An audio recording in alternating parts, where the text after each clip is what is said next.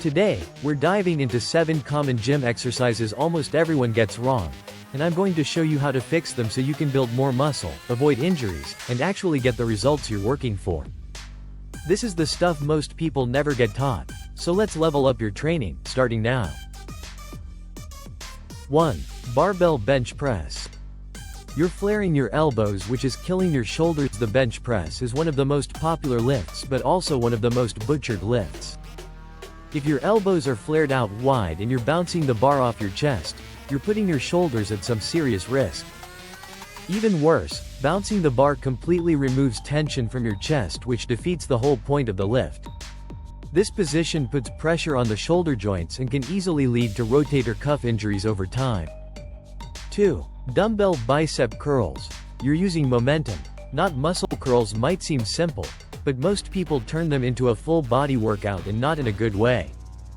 If you're rocking your torso, swinging the weights, or letting gravity do all the work on the way down, you're robbing your biceps of all the tension.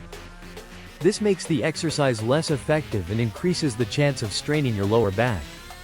So keep your elbows pinned at your sides and your shoulders out of the movement. Use a controlled tempo, about 2 seconds up, 3 seconds down, and focus on squeezing the biceps at the top of each rep. You don't need heavy weights here, you need control. 3. Lat pull down. You're pulling behind the neck. Stop. Behind the neck pull downs used to be popular, but they're a biomechanical nightmare. This movement forces your shoulders into external rotation while you're loaded, which is a recipe for impingement and chronic pain. Plus, it doesn't activate your lats any better than the safer version. Instead, pull the bar down in front of your face to the upper chest. Slightly lean back, drive your elbows down and back, and focus on squeezing your shoulder blades together at the bottom. It's not about yanking the bar, it's about owning the movement with your lats. 4. Squats. You're collapsing, not controlling. If your knees are collapsing inward, your heels are lifting, or your back is rounding, your squat isn't just inefficient, it's dangerous.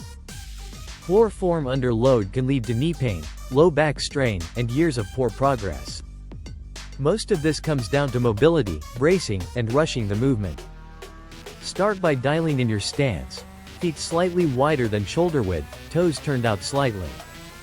Brace your core like you're about to take a punch, then sit down between your hips, not over your knees. Keep your chest up, drive your knees out, and go as deep as your mobility allows while maintaining form.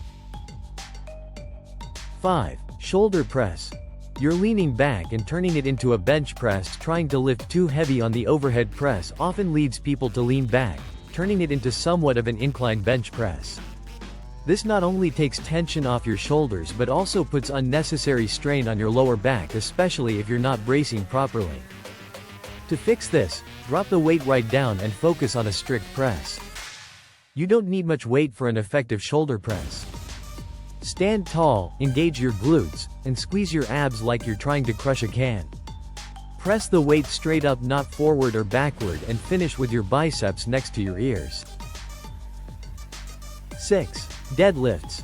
You're jerking the bar with a rounded back. Deadlifts are one of the best exercises for building full body strength, when done right, of course.